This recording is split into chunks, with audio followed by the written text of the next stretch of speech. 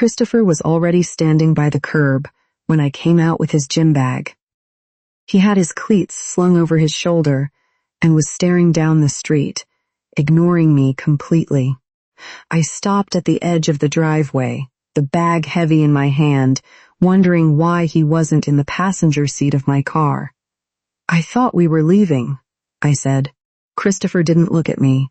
"I'm not going with you." I frowned, glancing back at the house. "What do you mean?" "It's Tuesday. You have practice at 4. Mom's getting me," he said. "She's picking me up from the house and taking me." I stood there for a second, the humidity of the Charleston afternoon sticking my shirt to my back. Mary didn't do Tuesdays. The custody calendar we'd lived by for 3 years was clear on that. I was the one who handled the Tuesday shuffle, navigating the traffic near the city center before I had to head into the dispatch office for the evening shift. "Since when?" I asked. "Since last week," Christopher said, finally looking at me. He looked bored, the way 13-year-olds do when they think the adults are just making noise. Dad said it was easier. I didn't answer him. I walked back into the house and went straight to the kitchen, where Sean was leaning against the counter, scrolling through his phone. I didn't speak to him immediately. I stepped into the pantry and sent a quick text to my sister. Sean changed the Tuesday pickup without telling me. Am I crazy for being annoyed? I waited for the 3 dots to appear, needing that small confirmation that I wasn't just being difficult, before I stepped back out into the kitchen. "Why is Mary picking up Christopher today?" I asked. Sean didn't look up right away. "Oh yeah, we just figured since she's working closer to the fields now, it made more sense. It saves a lot of backtracking." "You figured," I said. "I'm the one who adjusts my shift. I told the supervisor I'd be in by 5:30 because I had the drive." "It's just one afternoon, Caitlin," he said, finally looking at me. His voice had that flat, accountant quality he used when he wanted to reduce a problem to a series of logistics. I forgot to mention it, but it's a better route. It's just more efficient. It's not about the route, Sean. It's about the fact that you and Mary decided this, and I'm the one standing in the driveway holding a gym bag for a kid who thinks I'm not part of the plan. "I didn't mean to keep it a secret," he said, though he didn't move to come closer. "I just didn't want to make a thing out of it. It's simpler this way." I looked at the gym bag in my hand. I didn't feel like arguing about simpler when I was the one doing the labor of the schedule. "Fine," I said, "but you're the one who has to tell the supervisor if I'm late." Sean didn't answer. He just went back to his phone as a silver SUV pulled into the driveway. Christopher didn't say goodbye. He just headed for the car. I stayed in the kitchen, listening to the door slam. I didn't stay in the kitchen to watch Sean go back to his phone. I grabbed my keys and drove toward the dispatch office, the air conditioner in my car fighting a losing battle against the afternoon heat. I called my sister Sarah while I was stopped at a light on King Street. "He just decided," I told her, my voice sounding thinner than I wanted it to. No conversation, no "Hey Caitlin, would this work for you?" Just a "we figured it out after the fact." And Christopher just stood there like I was the help. Sarah sighed. I could hear her moving something in the background, probably shifting a laundry basket or a toddler. "I don't know, Kate. Maybe he just thought he was doing everyone a favor? If Mary is already right there, it does seem easier." "It's not about the ease, Sarah. It's about the fact that I'm the one who manages the house. I'm the one who knows where the cleats are and when the forms are due. If he starts making these side deals, I'm just the person who fills the gaps." "Is it really a side deal, though?" Sarah asked. Her tone was cautious, The way she got when she wanted me to stop talking before I got myself too worked up. It's just a ride. Sean's probably just trying to keep the peace with Mary so things stay smooth for Christopher. You know how touchy that transition can be. He's just trying to make it work. By ignoring me, I said. Not ignoring, just streamlining. You know how he gets when he's stressed with the program. He just wants the path of least resistance. I stared at the red light. I wanted to argue, to tell her that the path of least resistance usually meant I was the one carrying the load, while Sean and Mary played the role of the benevolent parents. But Sarah had a way of making me feel like I was the one creating the friction. I thought about the look on Christopher's face.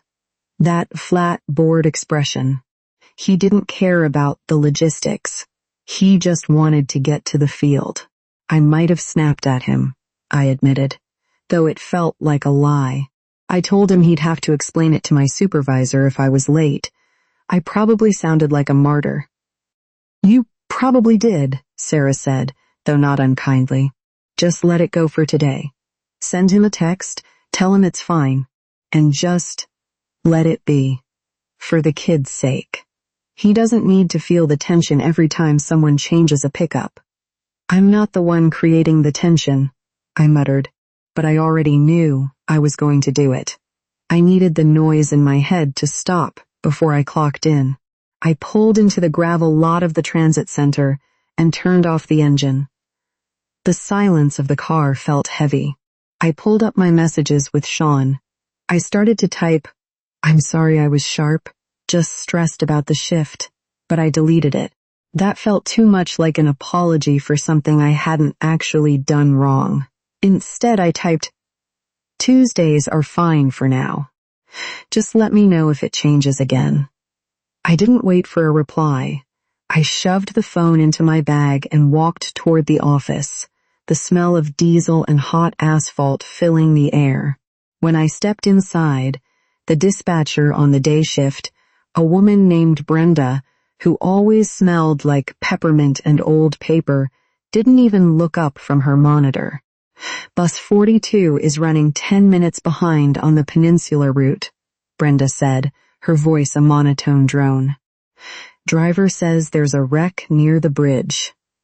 I took my seat, put on my headset, and began the process of rearranging the afternoon flow, shifting the pieces of the city to cover the gap. I got home around 10, the house quiet except for the low hum of the dishwasher. The smell of grilled chicken and steamed broccoli was still hanging in the air, and there was a plate covered in foil waiting for me on the counter. Sean had already handled dinner and the cleanup, which was one of the few things he did with a kind of effortless precision. He didn't just cook. He managed the kitchen like one of his non-profit projects. Everything in its right place, the counters wiped down. He was in the living room, reading something on his tablet. I stood in the kitchen for a minute, staring at the foil.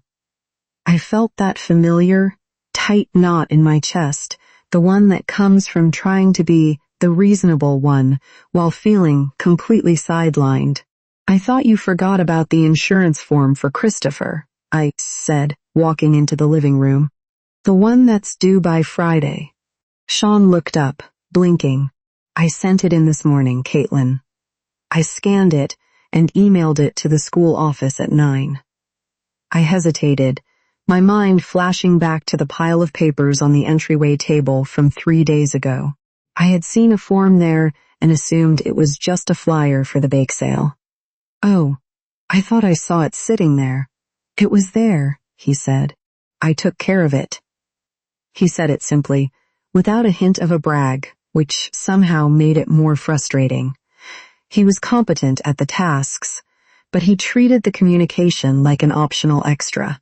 I sat down on the edge of the sofa, the fabric scratchy against my legs. "About Tuesday," I started. I didn't look at him. I probably shouldn't have mentioned the supervisor. It was a bit much. I was just stressed. It was the admission Sarah had nudged me toward, a small offering of peace to keep the house from feeling like a war zone. Sean shifted, his expression softening slightly. He didn't say, "I forgive you," or "it's okay," but he did put the tablet down. "It's fine," he said. "I get it. The shift work is a lot. I just didn't want to add more to your plate by making it a whole discussion. I thought if I just handled it with Mary, it would be one less thing for you to worry about." "Handling it with Mary is the part I'm worrying about, Sean," I said, my voice remaining flat. "When you handle things without me, I'm not being helped. I'm just being left out of the loop." He sighed, a long, slow sound that suggested he felt he was being asked to solve an impossible puzzle. "Look, I can put the rides on the fridge calendar. I'll write in exactly who is picking him up and when. That way you don't have to guess. That would help," I said. It was a practical repair, a small piece of infrastructure to prevent another driveway standoff. But as I looked at him, I knew it didn't actually fix the problem. The calendar would tell me what was happening, but it wouldn't tell me why the decisions were being made in a separate conversation between him and his ex-wife. It was a way to manage my reaction rather than include me in the process. "I'll do it tomorrow morning," he said. "Thanks." We sat there for a few more minutes in a silence that wasn't exactly comfortable, but wasn't aggressive either. It was just the usual, functioning silence of our marriage. He eventually picked up his tablet again, and I stood up to go heat up my dinner. As I walked back into the kitchen, I saw Christopher's backpack slumped against the wall. A small piece of paper was sticking out of the side pocket. A handwritten note from Mary about a change in his soccer practice time for next week. I didn't pick it up.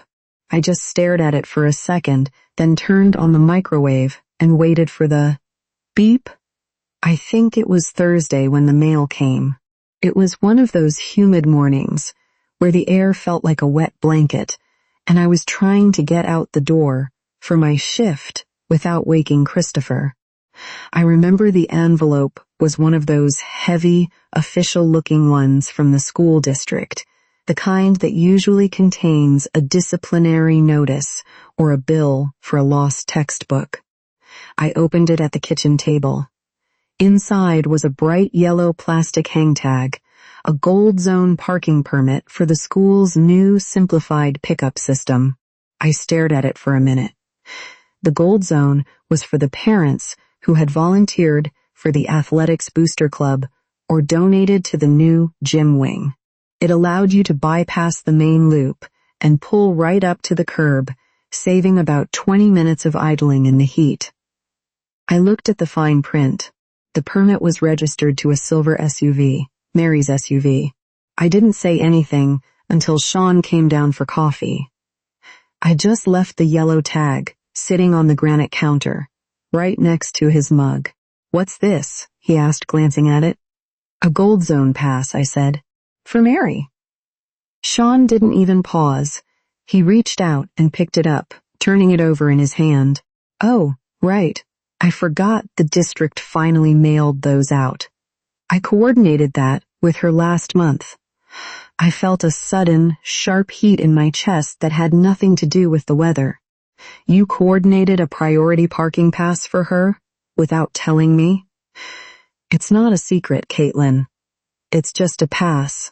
I'm the one who spends half my week in that pickup line. Sean, I'm the one who sits in the loop for 20 minutes while the kids stare at me through the glass." "Why does she get the priority pass and I don't?" Sean sighed, that same sound he made when he thought I was overcomplicating a simple equation. "Because she's the one who does the athletics coordination for the team. It makes sense for her to have it. It's just more efficient for the kid when she's the one picking him up. Since when is her efficiency more important than my time?" "It's not about importance," he said, his voice dropping into that flat, defensive tone. It's about the logistics. Mary has the connection with the booster club. I just signed the authorization form so she could use the vehicle registration. I didn't think it was something that needed a family meeting. I looked at him, and for the first time, I realized the Tuesday ride hadn't been a one-time streamlining of the route. It was part of a settled arrangement. They had a system, a way of moving Christopher through his day that was designed to be seamless for them while I was left to navigate the slow lane. You signed an authorization form, I repeated. You went into the school's portal, or you signed a paper, and you explicitly gave her a privilege that I don't have for a child I help raise every single day. You're making this into a power struggle, Sean said. He set the pass back on the counter with a small, precise click. It's a piece of plastic, Kate. It doesn't change who the parent is. It just means the car doesn't have to sit in traffic. It changes who is seen as the primary contact, I said. I don't know where you're getting that from, he replied, already turning toward the sink to rinse his mug.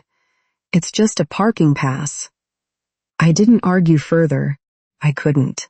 I just picked up my bag and walked out to the car. As I drove toward the transit center, I kept thinking about that yellow tag. It wasn't just about the traffic. It was the fact that Sean had viewed my time as the variable that could be sacrificed for the sake of a smoother ride. I pulled into the lot and saw Brenda waving at me from the window. I didn't wave back. I just parked and walked inside, the yellow plastic still vivid in my mind. Sunday afternoon was when the handoff happened. It was that heavy, stagnant kind of heat that makes everything feel slower. And I remember standing on the porch, watching Mary's silver SUV pull into the driveway. Christopher climbed out, dragging his backpack behind him, looking like he'd already forgotten he had a home here. I walked down the steps to meet them. I didn't want to be cold, but I couldn't figure out how to be warm while still feeling like a stranger in my own schedule. Hey, Mary, I said. Hi, Caitlin, she replied. She didn't get out of the car, just rolled down the window. She looked tired, the kind of tired that comes from a long shift at the dental office. I leaned against the doorframe of the passenger side. I bet that Gold Zone pass is a lifesaver. I can only imagine how much time you're saving in that loop. Mary didn't answer right away. She shifted in her seat, glancing toward Christopher, who was already halfway to the front door. She hesitated, her fingers tapping the steering wheel. It's fine, she said. Her voice wasn't as certain as Sean's had been. I mean, it's a nice perk. But honestly, it's a lot of pressure. Sean's been texting me every 10 minutes on Tuesdays to make sure I'm exactly on the mark. He's very specific about the timing. I felt a strange, cold prickle of clarity. He told me it was simpler for you, that it was more efficient for your route. Mary sighed and looked away, staring at the hedge at the edge of the yard. I don't know. I guess it is, technically. But it feels like I'm on a clock. I didn't really ask for the streamlining. Sean he handled the paperwork and told me it was the new plan. She wasn't offering me an alliance. She wasn't saying, I'm sorry he did this to you. She was just admitting that the efficiency Sean had used to justify sidelining me was actually a rigid system he had imposed on her, too. He hadn't been simplifying things for the family. He had been managing a secret project, and we were both just the laborers assigned to the shifts. I'll see you next week, Mary said, her tone returning to that polite, distant neutrality. She rolled up the window and backed out of the driveway without another word. I stood there for a moment, the silence of the street ringing in my ears. I heard the screen door creak open behind me. Sean had come out to help Christopher with his bags. Everything go okay? He asked. I turned to look at him. He looked perfectly relaxed, the image of a man who had everything under control. Mary says the Tuesday timing is a lot of pressure, I said. She said she didn't really ask for the streamlining. Sean's expression didn't change, but he stiffened slightly. He didn't deny it, and he didn't apologize. He just shifted his weight. I just wanted to make sure it actually worked, he said. I didn't want there to be any confusion at the curb. I probably pushed the schedule a bit too hard. You didn't push the schedule. Sean, you built a whole different version of our life and just forgot to tell me I was in it. I already said I'd put the rides on the calendar, Caitlin, he replied, his voice sliding back into that defensive, logistical tone. I'm trying to fix it. The calendar is just a list of where to be, I said. It's not the same thing as being asked. He didn't have an answer for that. He just reached for Christopher's bag and started walking toward the house. I followed them inside, the heat of the day still clinging to everything, feeling the distance between us as something physical, like a piece of furniture that had been moved into the middle of the hallway and was now too heavy for either of us to shift. I went into the kitchen and saw the fridge calendar. It was blank. He hadn't written anything on it yet. I didn't remind him. I just opened the freezer and took out a bag of ice, listening to the sound of them talking in the other room, their voices a low, steady hum that I couldn't quite join. The fridge calendar stayed blank for 3 more days. Every time I walked past it to get the milk or a glass of water, I felt a small, sharp pinch of irritation. It wasn't that I needed a written schedule. I had the dispatch mindset.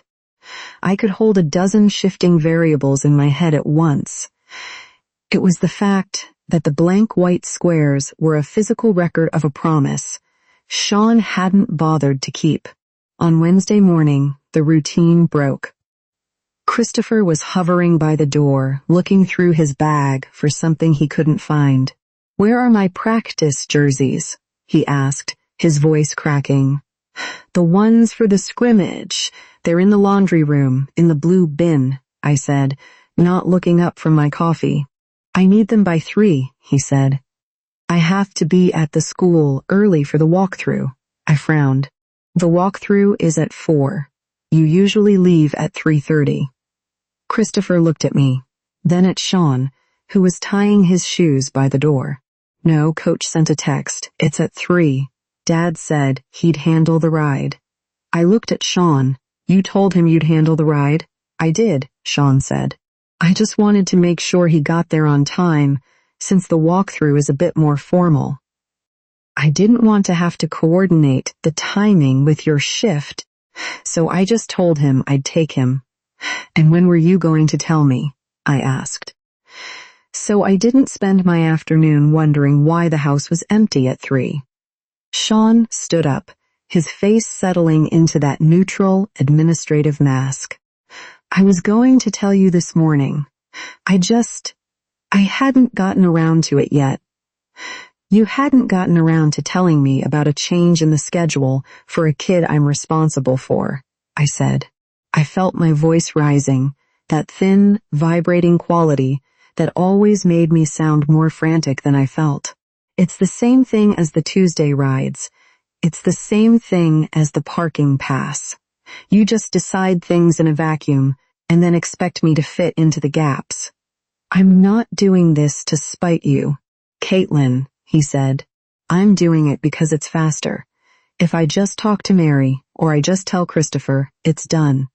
If I bring it to you, it becomes a conversation about the system and the fairness and the labor, and I don't have the energy for that during the work week. The honesty of it stung. He wasn't even trying to hide it anymore. He wasn't pretending he'd forgotten. He was admitting that he viewed my involvement as a hurdle to be bypassed for the sake of his own peace. So the efficiency is just you avoiding a difficult conversation with your wife, I said. It's not a difficult conversation, he replied. It's just a long one. I thought about Mary, sitting in that silver SUV, feeling the pressure of Sean's 10-minute check-ins. I thought about how she'd looked at me on Sunday, tired and trapped in the same efficient machine. Mary hates it, you know, I said. She told me the Tuesday schedule is a lot of pressure. She didn't even ask for the streamlining. Sean stiffened. His eyes narrowed slightly. Why were you talking to Mary about the logistics of her own time? Because we're talking about our son. I snapped. Then I stopped. I could see the look on his face. The one that said I was the one creating the drama. The one turning a supportive conversation with a co-parent into a weapon. I felt a sudden, hot flash of shame.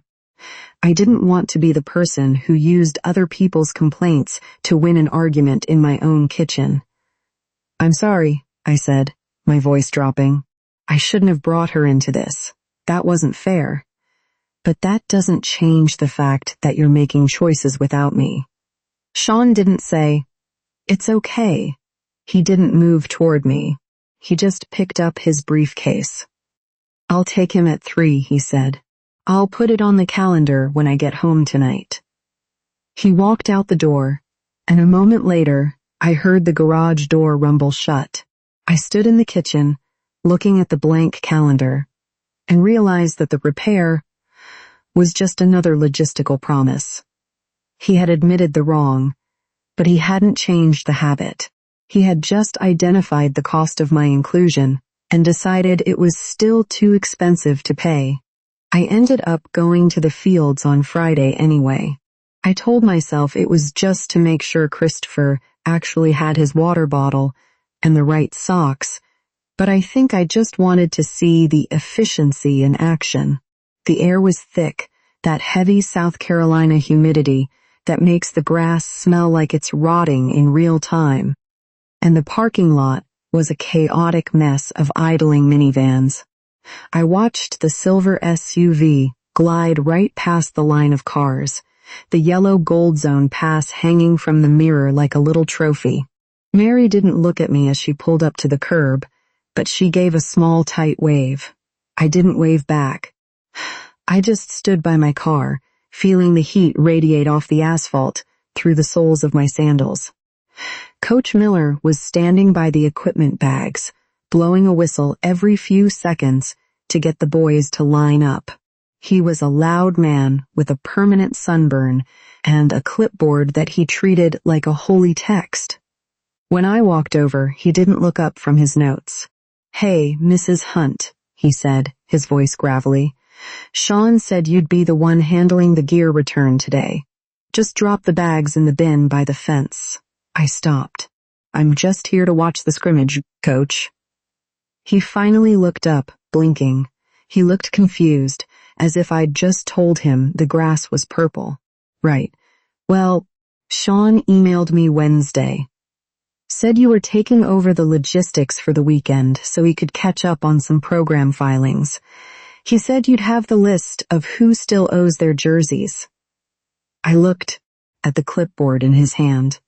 I didn't have a list. I didn't even know there was a jersey return happening today.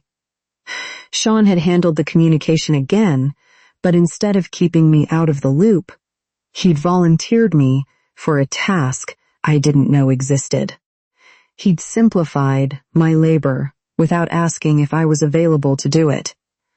A few other parents were standing nearby, chatting about the upcoming tournament. I could tell they were listening.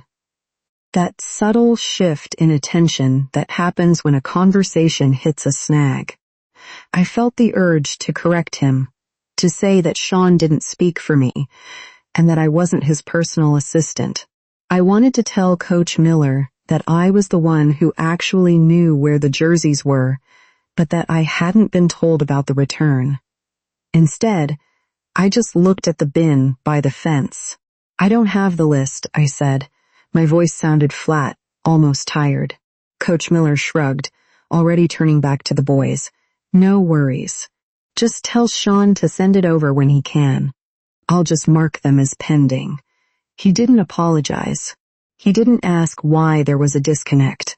To him, I was just a variable in Sean's plan, a helper who had missed a memo.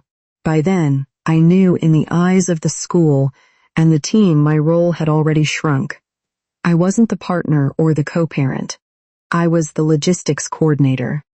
I was the person who filled the gaps. I didn't fight it. I didn't try to reclaim the space. I just walked back to my car and sat in the driver's seat with the doors locked, listening to the distant sound of the whistle. I felt a strange, hollow kind of peace. The fighting was exhausting, and the effort of trying to be seen as an equal in a system Sean had built to exclude me felt like trying to push a boulder up a hill. I pulled out my phone and opened the group text with the other soccer moms, a thread I usually use to coordinate carpools and snack rotations. I typed, "I can't do the snack rotation for next month," then paused. I deleted it. I didn't want to start a conversation. I just closed the app and put the phone in the cup holder. When Christopher finally walked toward the car after practice, sweaty and smelling like turf, he didn't ask why I hadn't helped with the gear. He just climbed in and asked if we could stop for a milkshake. "Ask your dad," I said. I started the engine and pulled out of the lot, following the long, slow line of cars through the exit loop. I skipped the milkshake. I told Christopher we were already late for dinner. He just slumped into the passenger seat and stared out the window at the passing palms. When we pulled into the driveway, Sean was already on the porch, looking like he'd had a productive afternoon. "Did you get the gear sorted?" he asked as we climbed the steps. "Coach Miller was waiting for a list," I said, walking straight into the house to drop my keys on the counter. "A list you told him I had. One I didn't." Sean paused, his hand on the doorframe. "What?" "I thought I mentioned the jersey return." "You didn't, but you told him I was handling the weekend gear. You volunteered me for a job and left me without the tools to do it. I can just email him the list now," Sean said, sounding like he was correcting a typo. "It'll take 2 seconds." "I don't want you to just do it," I said, turning to face him. "You told him I was the point person.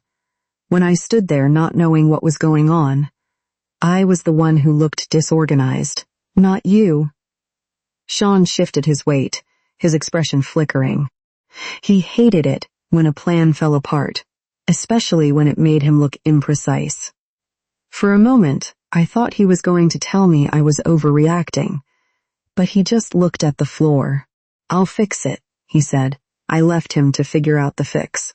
10 minutes later, Sean came into the living room with his laptop under one arm. I emailed Coach Miller. "What did you say? That I told him you were handling something I hadn't actually handed off to you?" I waited. And that he should contact me about the list tonight. That was better than I expected. It also didn't solve the larger problem. Christopher came down the hall looking for his charger. "Sit down for a minute," I said. He stopped. "Am I in trouble?" "No." "Then why do I have to sit?" Sean said. "Because we need to talk about the schedule." Christopher groaned. That sound told me more than anything else had. He dropped into the chair across from us. I started with the sentence I had been rehearsing. "I feel like decisions about you keep getting made without me." Christopher looked at me. "That sounds like a you problem." Sean coughed. I stared at him. Christopher shrugged. "You asked, I did." He looked toward the kitchen. "Mom and Dad changed Tuesday because it was easier. You got mad because nobody told you. Then Dad told Coach you were doing gear stuff. Then you got mad about that. Everybody keeps saying it's about me, but mostly it's about who got told first. That hurt because it was accurate." Sean sat back. Christopher continued. "I don't care who's first on a list. I care that someone actually shows up. I had spent days treating inclusion in the logistics as proof that I belonged in the family. Christopher did not experience it that way. "What do you want?" I asked. He looked suspicious. "For Tuesday, for all of it. Pickups, gear, forms, whatever," he thought. "I want one plan. Not Dad telling Mom something and then you finding out later. And if somebody changes it, tell me too." Sean nodded. "That's fair." Christopher pointed at him. "And stop telling people Caitlin is doing stuff before you ask her. Coach made me feel weird today." Sean's face changed. "What did he say?" "He asked why she didn't have the list you said she had." I knew she didn't know what he was talking about. I looked at Sean. He looked genuinely embarrassed. Christopher turned to me. "And you don't have to know every single thing." I almost laughed. "Excuse me? You check my bag. Because you forget forms sometimes. You forgot the physical form in October once, twice." He rolled his eyes. "See?" Sean smiled despite himself. I did not. Then I did. "A little, okay," I said. "Maybe I do too much." Christopher leaned back. "Can I go now? One more thing." He groaned again. "If Mary picks you up Tuesday, that's fine with me. I just need the adults to tell each other before the plan changes." "Fine. And if your dad volunteers me for something, I'll tell him he's being weird." "That's not exactly." "Done." He disappeared down the hall. Sean and I sat there. "I thought putting you in the middle of the school stuff made you feel included," he said. "It used to, and now? Now it makes me feel like unpaid staff when you make the decision first." He nodded. I didn't see the difference. I didn't either for a while. We called Mary that night, not to negotiate custody, not to revisit every old grievance, just to agree on one simple rule. If one adult changed a pickup, appointment, practice, or school commitment, that person told Christopher and the other two adults directly. No relays through the kid. "No, I thought Sean told you." No telling Coach if someone else had accepted a task. Mary said, "That seems embarrassingly obvious." Sean said, "Apparently we needed it stated." I said nothing. The following week tested it. Coach Miller emailed Sean about Saturday equipment returns. Sean forwarded the message to me and Mary with one line, "I can do 9/11. Anyone object?" Mary replied that she was working. I had a service appointment. I wrote, "No objection." "Christopher needs to bring the white practice jersey, too," Sean responded. "Got it." Saturday morning, Christopher came into the kitchen carrying a duffel bag. "Dad says the white jersey is missing." I knew exactly where it was. Laundry basket. Back left corner. My mouth opened. Then I closed it. "Ask your dad." Christopher stared at me. "You know where it is." "I do." "Are you seriously making me ask him?" "I am seriously letting the person doing the job do the job." He went upstairs. 5 minutes later, Sean came down carrying the white jersey. He looked at me. "It was in the laundry basket." "I know. You could have told me. I could have." He laughed once. "Okay. Point taken." "No point. Just your Saturday." He loaded the car. 2 weeks later, Mary changed a Tuesday pickup because of a work meeting. This time, a group text arrived before anyone moved a car. "Can Sean take Tuesday?" "I can cover Thursday instead," Sean wrote. "I can then." "Caitlin, does that change anything you already planned?" It did. I had planned to use the empty afternoon for an errand, but that was my own plan, not a sacrifice I had already made for Christopher. "No conflict," I wrote. Christopher sent a thumbs up from school. That was it. No one won. No one lost authority. The following month, Christopher had an open gym on a Friday night. He came into the kitchen while I was making tea. "Can you take me?" I looked behind him. "Where's your dad?" "At a dinner thing." "Your mom?" "Working." "And you're asking me?" He gave me a look. Yes, that's what you said to do. I checked the clock. 7. I can? Cool. He started to leave, then stopped. Oh, and coach says we need the gold zone pass. I waited. Christopher sighed. I know where it is. Good. He went to get it himself. At 7, we walked out together. I was not first on a contact list. I was not the person who knew every schedule before everyone else. I was his stepmother, taking him to open gym because he had asked me and I had said yes. For the first time in a long while, that felt like enough.